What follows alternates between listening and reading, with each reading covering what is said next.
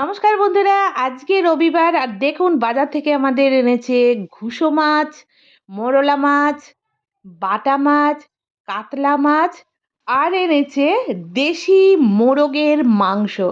হ্যাঁ বন্ধুরা, জবরদস্ত শীতকাল চলছে, প্রচুর ঠান্ডা পড়েছে। আর এই ঠান্ডায় দেশি মোরগের মাংস আমি নতুন প্রসেসে কিভাবে রান্না করি আপনাদের সঙ্গে শেয়ার করার জন্য চলে এসেছি। আমার কোন বন্ধুরা দেশি মোরগের মাংস পছন্দ করেন? এখানে একটা মশলার পেস্ট তৈরি করে নিয়েছি আর নিয়েছি নতুন পেঁয়াজ লম্বা লম্বা করে কেটে ফেলেছি। এখানে নিয়েছি কাঁচা লঙ্কা আর আলু। ছোট সাইজের আলুগুলো গোটা রেখেছি, বড়গুলো হাফ হাফ করে নিয়েছি। দেশি মোরগের মাংসটা রানিং ট্যাপ ওয়াটারে সুন্দরভাবে আমি ধুয়ে নিচ্ছি। দেখুন আজকের ওয়েদারটা পুরো মেঘলা ওয়েদার। আমি গ্যাস জ্বেলে ফেললাম, প্রেসার কুকার চাপিয়ে দিলাম। এখানেও গরম জল করতে চাপিয়ে দিলাম। ব্যাস, প্রেসার কুকারে তেল, সানফ্লাওয়ার অয়েলে রান্না করব।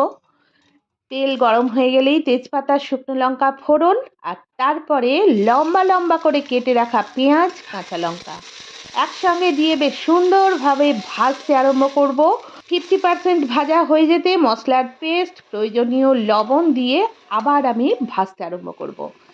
তারপরে দিয়ে দেবো ধুয়ে রাখা দেশি মোরগের মাংস। এরপর শুরু হলো দেশি মোরগের মাংস কষার পালা। হ্যাঁ বন্ধুরা, দেখুন এদিকে জল টকবক করে ফুটে গেছে। এই গরম জলটাই ইউজ করব রান্নাতে। কাশ্মীরি লঙ্কার গুঁড়ো, হলুদ গুঁড়ো দিয়ে আবার আমি মাংস কষতে আরম্ভ করলাম। অল্প কয়েক দানা চিনি ছড়িয়ে দিলাম, তাতে কালারটাও আসবে এবং টেস্ট ব্যালেন্স হবে। দেখুন কত সুন্দর দেখতে লাগছে, আর আমাদের বাড়ির সবার ভীষণ প্রিয়।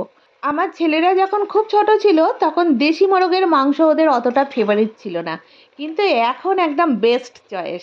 আর আমার হাতের রান্না যখন হয়, প্রত্যেকটা ডিশ কিন্তু আলাদা আলাদা টেস্ট পায়, মানে লেভেল হাই হয়।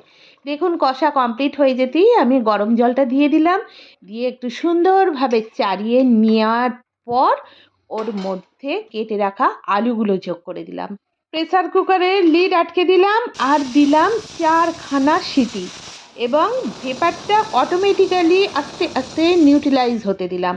তারপর প্রেসার কুকারের লিড খুলতেই দেখুন রেডি হয়ে গেছে আমার একদম লাল লাল ঝাল ঝাল সুন্দর টেস্টের দেশি মোরগের মাংসর ঝোল।